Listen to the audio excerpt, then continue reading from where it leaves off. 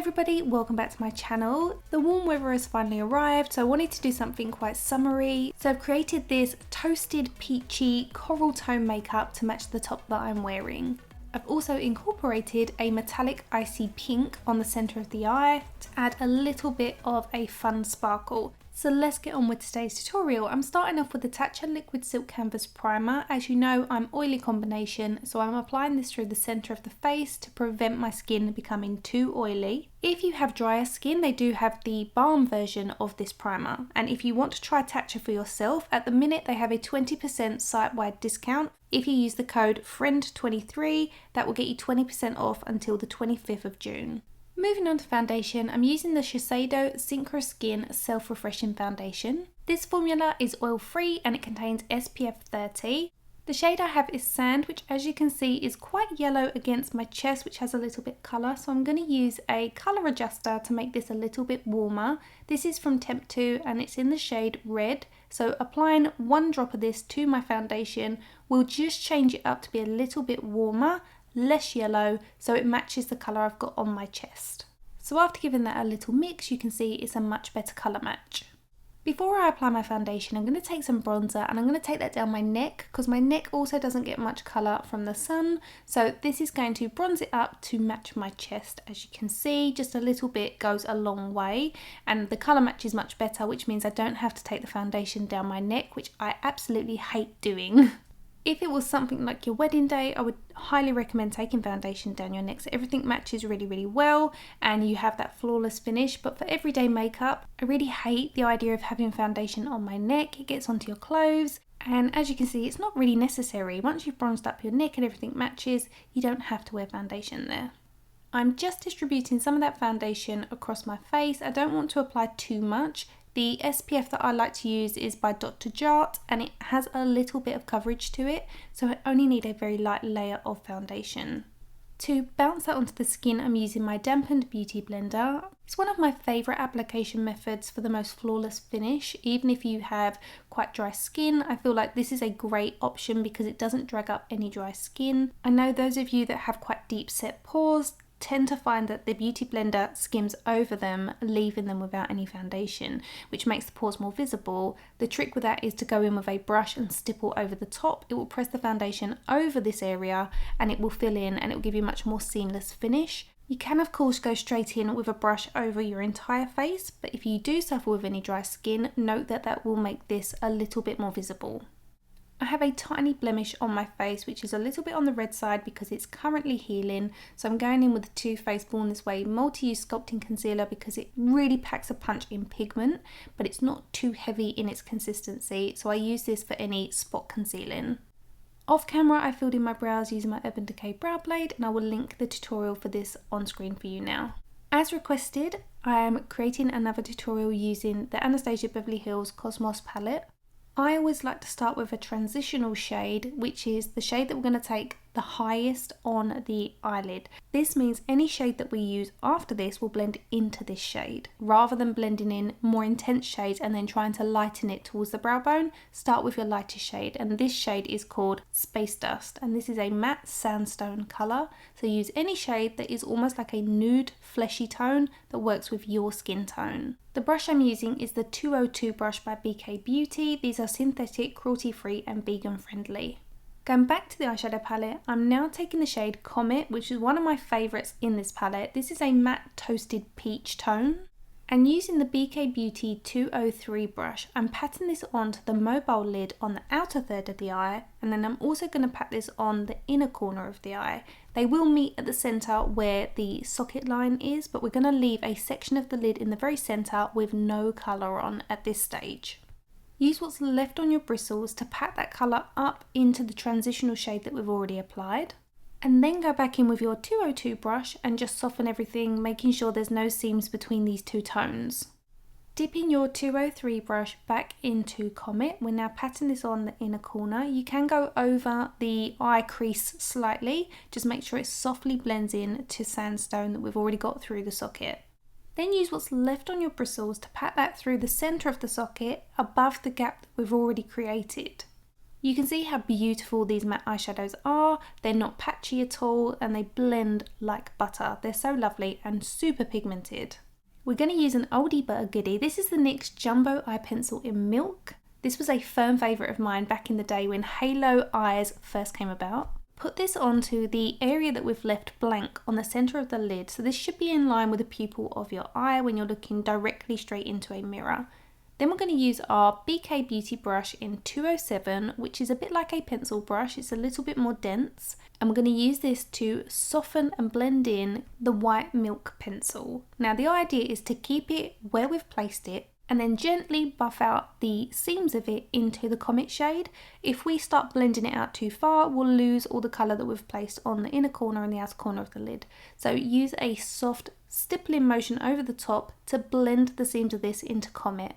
Now we're taking the shade Orion, which is a metallic icy pink with gold sparkles. This does create a bit of fall down, so use your finger and a patting motion to press this on top of the pencil. Now as the pencil is creamy, it's going to grab that eyeshadow and keep that sparkle in place, which means you'll get less fall down. And because the pencil is white, it means that it really does make the eyeshadow look like the same colour it is in the pan, as opposed to slightly diluting or muting that shade when it goes over the flesh tone.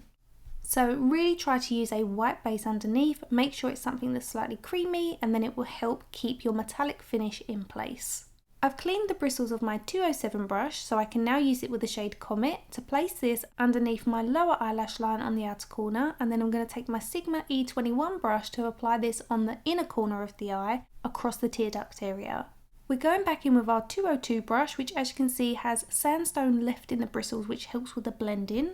Buff over the Comet shade, making sure that the outer corner is very soft when it meets the top lid, and then we're going to take our white jumbo pencil in the shade Milk again and place this directly on the centre of our lower eyelash line. Everything here is mimicking that top lid. As this is a slightly smaller area, make sure you use a smaller brush. To blend out the pencil, I'm using my E21 smudger brush, and I'm also going to use that to tap in the Orion shade on top. Tap your brush backwards and forwards over the seams so that it's soft between that shade and Comet. Along my waterline, I'm going back to an old favourite of mine, which is the Bobbi Brown Longwear Gel Eyeliner in the shade Sepia Ink. I've mixed this with a little bit of the Duraline. It makes it more waterproof, it also makes it a little bit more fluid, and as you can see the pigment payoff is insane. It's so brown. I wouldn't recommend opting for black here. I think brown just works better with the coral tones. The brush I'm using here is the Anastasia Beverly Hills Swish brush. Next I'm going to take the shade Dark Matter, which is a matte black violet shade. I'm going to use this on my Anastasia Beverly Hills No. 3 brush. I'm using this along the root of the eyelashes to blend into the tones we've already got on the eyelid. This is going to make the root of the eyelashes look a little bit more full, and it really helps to frame the eye. You want to keep this as close to the root of the eyelash as possible, so the best way to do this is to look down into a mirror. That way you're least likely to poke yourself in the eye, and it means you can get as close to the root as possible. It's a little bit harder when you're looking up into a mirror or straight ahead. Looking down helps to stretch the skin and makes this a lot easier. Again, mimicking that top lid, we're going to use the tip of this brush to pull the colour down from the root of those lower eyelashes into the eyeshadow that we've got underneath the lashes. This time you want to look slightly up into a mirror. It stretches the skin and it makes it easier to pull away from the eyelashes. It doesn't want to make you blink because you're nowhere near the iris of the eye. Anything that goes near the iris of the eye makes you want to blink. Next up, you want to apply some mascara. Any mascara will do. You can use a brown one, you can use a black one. I'm using a black one. This is the Christian Louboutin Amplifying mascara. I'm using this one because I opened it a little while ago, so I'm working my way through it. I also love how it makes the eyelashes look quite full with only 2 coats. It lasts all day, it doesn't flake.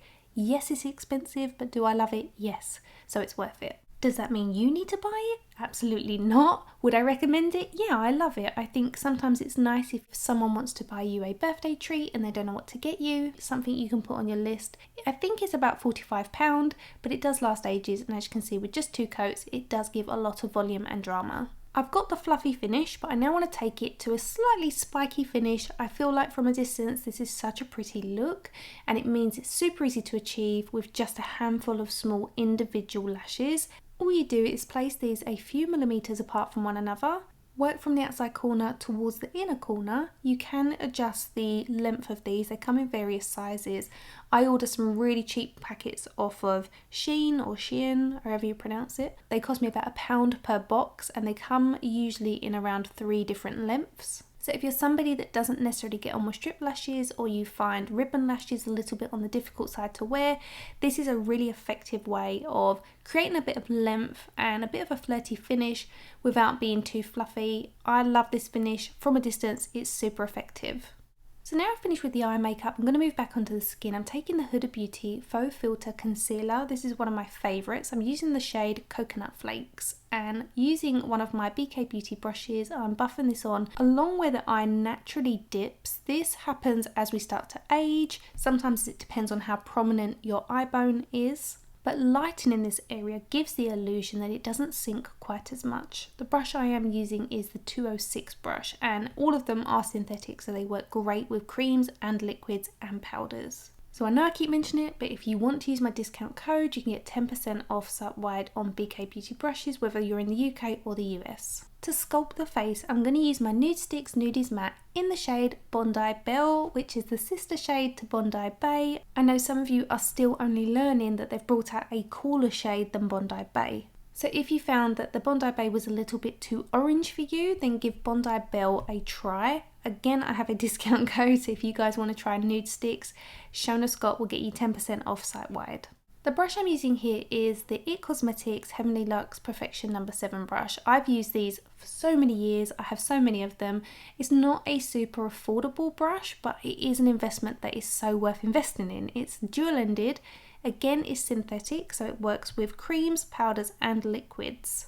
The Nude Sticks creams are a dream to work with. As you can see, they melt into the skin like butter, so buffing in these for a soft contour is super easy. This is a great pairing if you are a beginner at makeup. Obviously they're great even for pros. I just mean if you're new to makeup and you're nervous about trying creams for the first time, don't be. Give these a go. I promise you, once you've tried them, you'll never look back.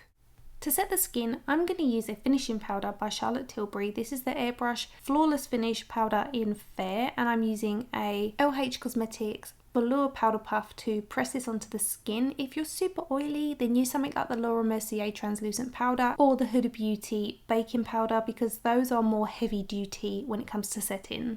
I'm going in with my Bare Minerals Endless Summer Bronzer in the shade Faux Tan, and I'm using my Refa brush in number 30, which is humongous, and I'm using this for a very soft bronze finish to the skin. I know lots of you always say that you struggle with bronzer because it ends up looking like you've got a muddy halo around your face. Try a bigger brush and tap off all the excess product and then buff around the high points of the face. This will give more of an effortless sun-kissed finish. In keeping with the coral peachy tones, I'm going to take my absolute favourite blush of all time. This is the Nudies Bloom by Nude Sticks in the shade Sweet Peach Peony. This gives a glassy finish to the skin. There's zero light reflecting particles in it, so if you have skin texture, it's not going to make it look worse. In fact, it's going to make it look better. I'm going in with my IT Cosmetics brush again, tapping this off the back of my hand because I feel like this gives a bit more of a seamless finish, and I'm pressing this onto the high points of the face and then working that down towards the apple of the cheek. I feel like this is kind of like a hybrid product because it has that glassy finish to the skin. You don't need a highlight. This is going to give you all the highlight that you need as well as the colour. It matches the tones that we've got on the eyes perfectly. It also works with the tan that I've got on my chest and the coral tone that I'm wearing in my top. As it does give a glow to the skin, just make sure that you go over the very centre of your face again with a powder to make sure it's not shiny there. Just look at that beautiful glow it gives to the cheeks. It's so pretty. We're also going to use a coral lip gloss by Anastasia Beverly Hills. This is part of their new collection. Again, in keeping with the whole tones that we've got going on, it's kind of a monochromatic finish. Beautiful. Perfect for summer, perfect for a garden party, whether you're a wedding guest, prom. I feel like this would suit so many people, so many skin tones, and you can really adjust it in depth depending on how fair or deep you are. You can of course line your lips if that's your preference. I'm a bit more of a subtle finish on the lips kind of girl, so a gloss for me is perfect. And that completes today's tutorial. I really hope you've enjoyed it. I will list and link all the products I've used as well as any discount codes in the description bar. Please give the tutorial a thumbs up if you enjoyed it. If you've got any recommendations or any suggestions for tutorials, leave those in the comments section below and I'll do my best to get back to you. Subscribe if you are new to my channel and come follow me outside of YouTube over on Instagram. Thank you so much for watching and I'll see you in a couple of days with another video. Bye guys!